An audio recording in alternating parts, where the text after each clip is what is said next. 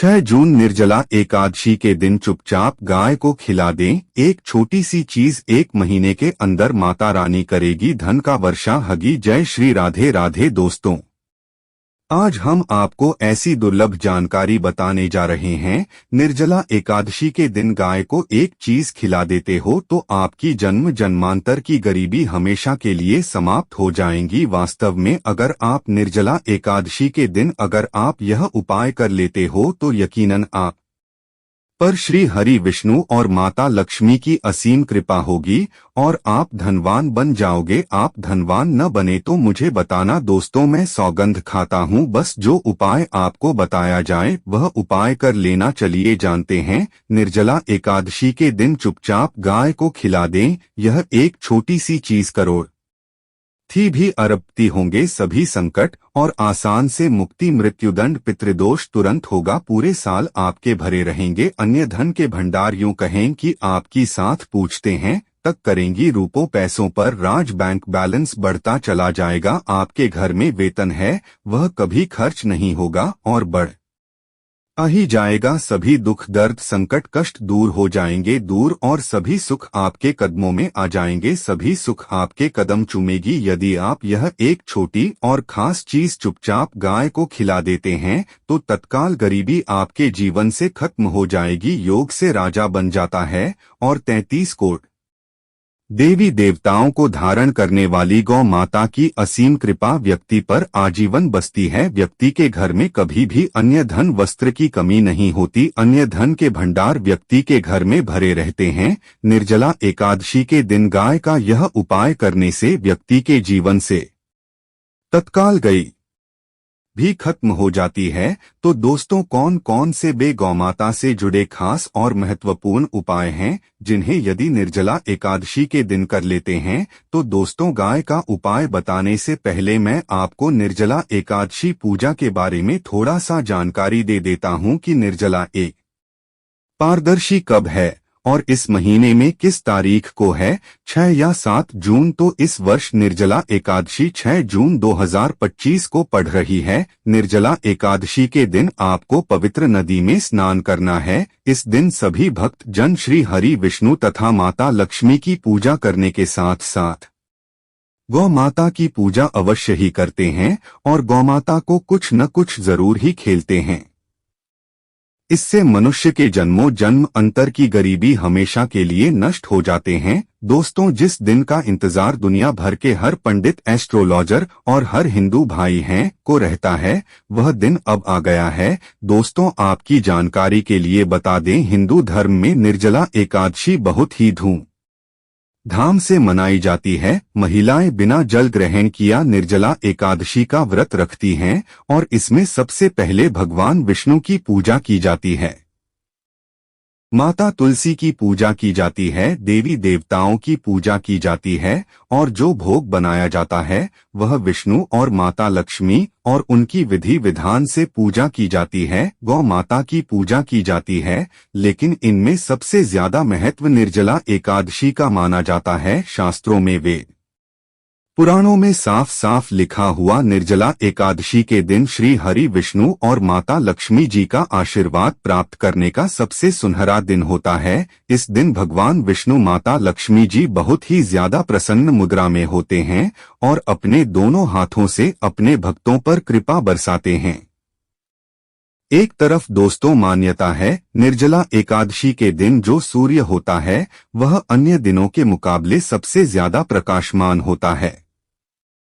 निर्जला एकादशी के दिन सूर्य देवता को आगे दिया जाता है। महिलाएं निर्जला एकादशी का व्रत पूर्ण जन्म में किए हुए पापों से मुक्ति पाने के लिए निर्जला व्रत रखती है। दोस्तों, अगर आप नहीं जानते तो आपकी जानकारी के लिए बता दें, एक व्यक्ति की कुंडली में अगर चंद्र ग्रह की स्थिति अच्छी है तो उसे व्यक्ति का भाग्य हमेशा उसका साथ देता है। वह व्यक्ति जिस कार्य को भी शुरू करता है उसे कार्य में उसको सफलता प्राप्त होती है। इसीलिए निर्जला एकादशी को हमारे हिंदू धर्म में बहुत ही ज्यादा विशेष और खास महत्व दिया गया है।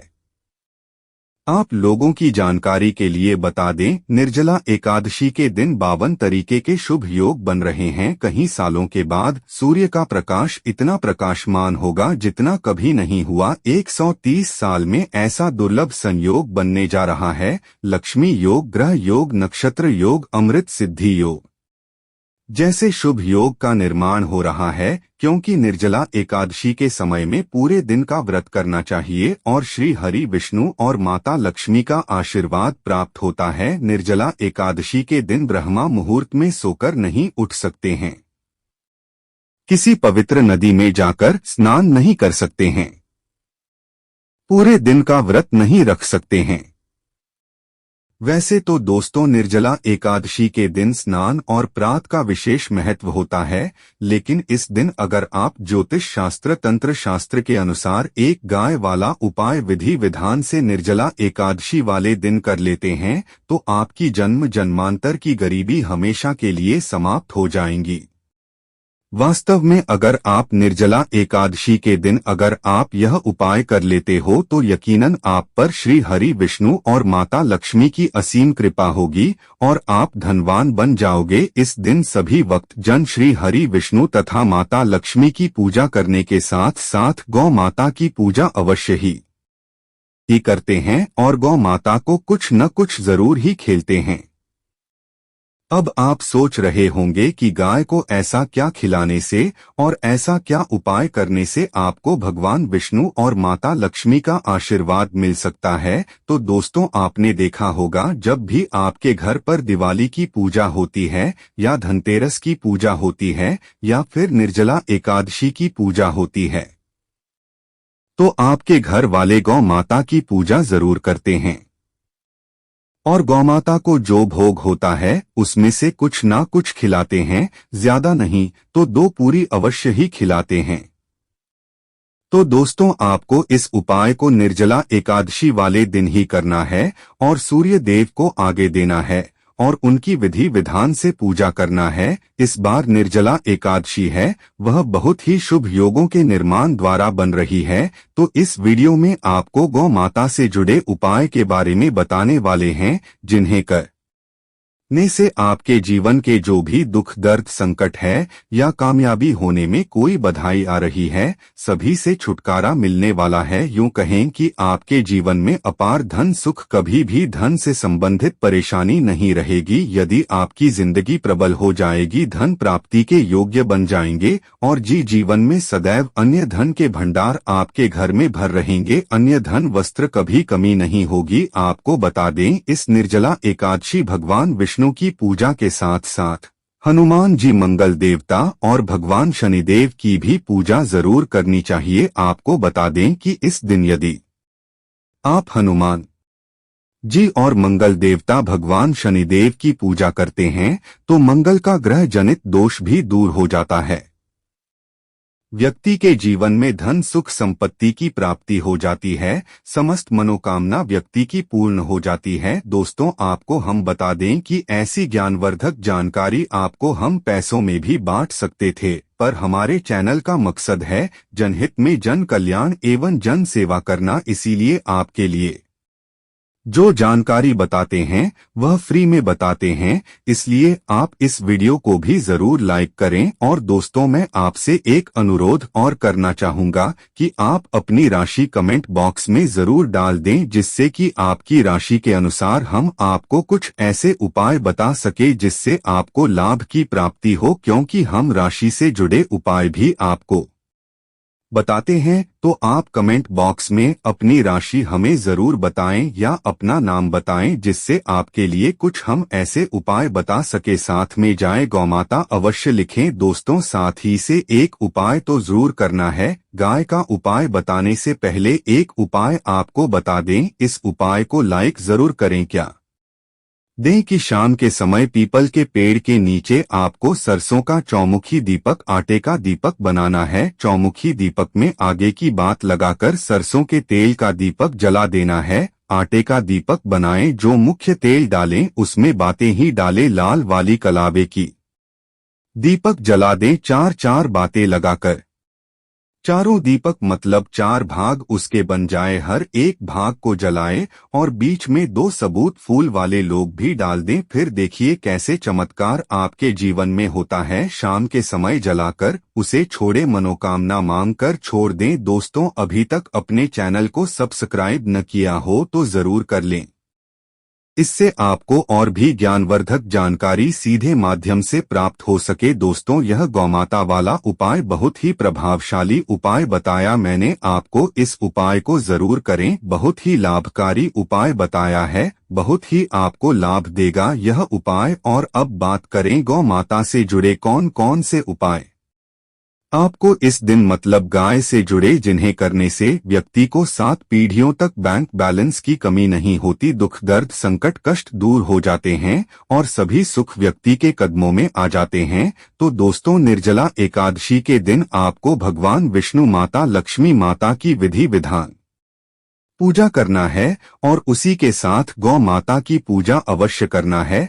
और गौ माता को भोग निर्जला एकादशी पूजा के लिए बनाया गया था, उसे भोग से 2 पूरी जरूर ही खिला देनी है, सूखी पूरी नहीं खिलाना है। पूरी के ऊपर आप मिठाई या कोई सब्जियां हलवा जो भी बनाया है वह आपको गौमाता था को जरूर ही खिलाना है। दोस्तों, हर एक और मांगलिक काम में गौमाता या उनसे जुड़ी चीज जैसे गाय का गोबर, गोमूत्र, गाय का दूध अथवा गाय के दूध से बना भी जरूर शामिल करें। इससे आपको पुण्य भाव की प्राप्ति होगी। सनातन परंपरा के अनुसार जिस घर में गाय होती है उसे घर से जुड़े सभी वास्तुदोष स्वर्ण खत्म हो जाते हैं, क्योंकि पंचम या के बिना कोई भी पूजा पाठ और हवन सफल नहीं होता। दोस्तों, महीने में एक बार हो सके तो परिवार सहित एक बार गौशाला जाने का नियम जरूर बनाएं और हो सके तो गायों को हरा चारा जरूर खिलाएं, जिससे सभी वास्तुदोष शांत हो जाते हैं।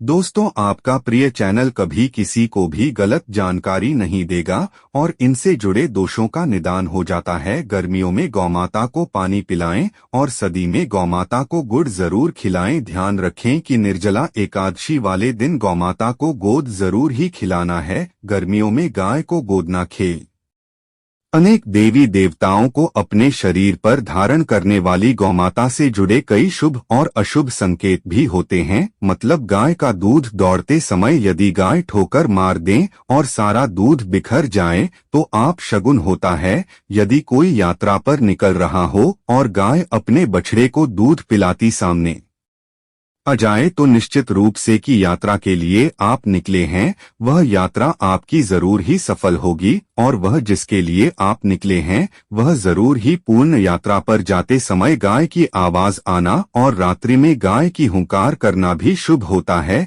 दोस्तों, साथ ही साथ गाय के साथ भूलकर भी यह काम न करें, अन्यथा मिलता है। जी हाँ दोस्तों, गाय को राष्ट्रीय पशु बनाए जाने और इन्हें मौलिक अधिकार दिए जाने की बात हो रही है तो सवाल उठता है, गाय संस्कृति का अहम हिस्सा है, तभी गाय के साथ लोग खराब व्यवहार कैसे कर लेते हैं और जैसे ही दूध देना बंद कर देती है तो लोग इन्हें उनकी किस्मत पर छोड़ देते हैं, सड़कों पर और गलियों में भटकने के लिए। ऐसे में गोवंश जीवन को कोई डंडे मारता है तो कोई उन पर पानी डाल देता है, कई बार लग जाती है तो कभी बीमार होकर बेचारी गाय दम तोड़ देती है। ऐसे में जरूरत है इन बातों को जानने की, गाय को लेकर शास्त्रों में क्या कहा गया है, आपको कैसा व्यवहार करना चाहिए। क्या दोस्तों, गाय को कभी भी मारना पीटना नहीं चाहिए।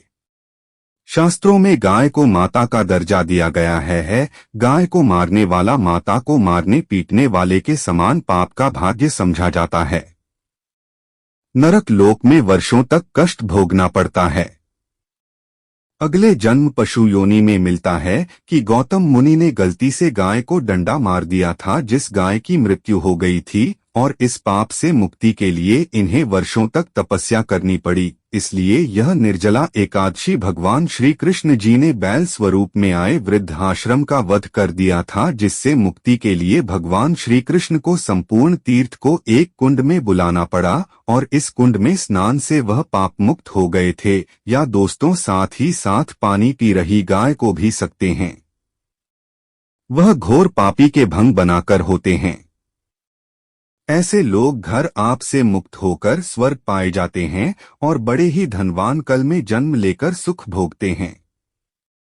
और साथ ही साथ आराम कर रही गाय को कष्ट देकर कभी भी उठाना नहीं चाहिए। वह जन्म में किए गए जाने अनजाने में पापों से मुक्ति हो जाती है और गोलोक में स्थान पाते हैं। गाय को डंडा मारकर उठना, पानी डालकर उठाने से मनुष्य पाप का भागी बनता है और अगले जन्म में उसे दर दर भटक पड़ता है। और साथ ही साथ शास्त्रों में बताया गया है, जो लोग गाय की सेवा करते हैं और उनका भोजन खिलाते हैं और उनकी परवरिश अच्छी तरह से कहते हैं, तो वह लोगों के जीवन की सभी इच्छाएं पूर्ति होती है।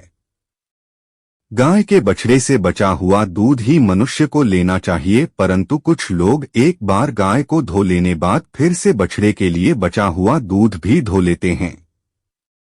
ऐसा करना घोर पाप कहा जाता है। ऐसे दूध को ढोने वाला और ग्रहण भी बन जाते हैं। दोस्तों, साथ ही साथ शास्त्रों में कहा गया है कि गोवंश मतलब गाय और बैल की पीठ पर नहीं बैठना चाहिए। उनका पीठ पर बैठने से महापाप लगता है। ऐसे लोगों को नरक की यातना भोगनी पड़ती है। एकमात्र देव के अंश के उत्पन्न नदी ही गौवंश है, जिस पर स्वयं महादेव और महादेवी सवारी करती है, क्योंकि नंदी ने स्वयं अपनी इच्छा से महादेव की सवारी बनना स्वीकार किया था। और साथ ही साथ शास्त्रों में गाय के दान को बहुत ही महत्व दिया गया है, परंतु ऐसी गाय का दान कभी नहीं करना चाहिए जो बूढ़े और बीमार हो। कठोपनिषद में नचिकेता की कथा भी इस संदर्भ में है कि जिस नचिकेता ने पिता द्वारा बूढ़ी गाय को दान करने पर आपत्ति जताई थी, दूध देने वाली और बछड़े सहित जो लोग गाय का दान करते हैं वह महान पुण्य को हासिल करके स्वर्ग में स्थान पाते हैं। दोस्तों, साथ ही साथ सूर्य, चंद्र, मंगल या शुक्र की युक्ति राहु से हो तो पितृ दोष होता है। यह भी मानता है कि सूर्य का संबंध पिता से एवं मंगल का संबंध रक्त से होने के सूर्य यदि शनि, राहु या केतु या दृष्टि हो तथा मंगल की युति राहु या केतु से हो तो पितृ दोष होता है। इस दोस्त से जीवन संघर्ष में बन जाता है। यदि पितृ दोष हो तो गाय को प्रतिदिन या किसी भी एक निर्जला एकादशी के दिन रोटी, गुड़, चारा आदि खिलाने से पितृदोष दोष। दोस्तों, हर एक और मांगलिक काम में गौमाता या उनसे जुड़ी चीज जैसे गाय का गोबर, गोमूत्र, गाय का दूध अथवा गाय के दूध से बना भी जरूर शामिल करें। इससे आपको पुण्य भाव की प्राप्ति होगी। सनातन परंपरा के अनुसार जिस घर में गाय होती है उसे घर से जुड़े सभी वास्तु दोष स्वयं खत्म हो जाते हैं। गाय के ऊपर जो को होती है वह बृहस्पति गुरु है। 8 जन्मपत्री में यदि बृहस्पति अपनी नीच राशि मकर में हो या अशुभ शिवलिंग में जा रहे हो और सामने से गौमाता आई हुई दिखाई दे तो गौमाता को अपनी दाहिनी ओर से जाने देना चाहिए। आपकी यात्रा जरूर ही सफल होगी। और साथ ही साथ यह संकेत भी जान लें, यदि आप यात्रा पर जा रहे हैं और सामने आपके गाय पर जाएं अथवा अपने बछड़े को दूध पिलाती हुई सामने गए दिखाई दे जाए तो समझ जाना कि यात्रा आपके लिए जरूर ही सफल होगी। और साथ ही साथ जिस घर में गाय होती है उसमें वास्तु दोष स्वतः ही खत्म हो जाता है। और आप भी रोटी बनाएं, प्रतिदिन ताजी रूही बनाएं। गाय को अगर आपने रोटी बनाई है तो कोशिश करें कि उसे रोटी को आप तुरंत ही गाय को खिला दें। अगर आप उसे रोटी को रख देंगे और उसे रोटी को अगले दिन देंगे तो वह रोटी बंसी मानी जाएगी। गाय को कभी भी बासी रोटी न दें, इसे घर में नकारात्मक ऊर्जा वास करती है और आपकी बिल्कुल भी नहीं बनेंगे। इससे आपके घर में हमेशा दर्द देवता का वास रहेगा और आप जिस भी कम उसे काम में आपको हमेशा असफलता ही हाथ लगेगी। इसलिए कोशिश करें गाय को रोजाना ताजी रोटी बनाकर खिलाएं। बासी रोटी गाय को न दें और साथ ही साथ सड़ी गली चीज गाय को नहीं खिलानी चाहिए। कि घर में कोई फल है, कोई सब्जी है, सड़ जाए तो लोग क्या करते हैं, गाय को देते हैं। नहीं, ऐसा नहीं करना चाहिए। ऐसा करने से यदि आप गाय को खिलाते हैं तो और आपके भाग्य बन जाते हैं। और साथ ही साथ आप आटे की 11 लोग यहाँ बनाकर उनके ऊपर हल्दी लगा करके इसके बाद गाय को खिलाएं। हर एक लोहे को मिला दे माता गाय की आप चरणों की स्पर्श करें। या दोस्तों, ऐसा करने से आपके समस्त काम बनने लगेंगे। जो 2 हफ्तों का समय चल रहा है वह भी खत्म होगा।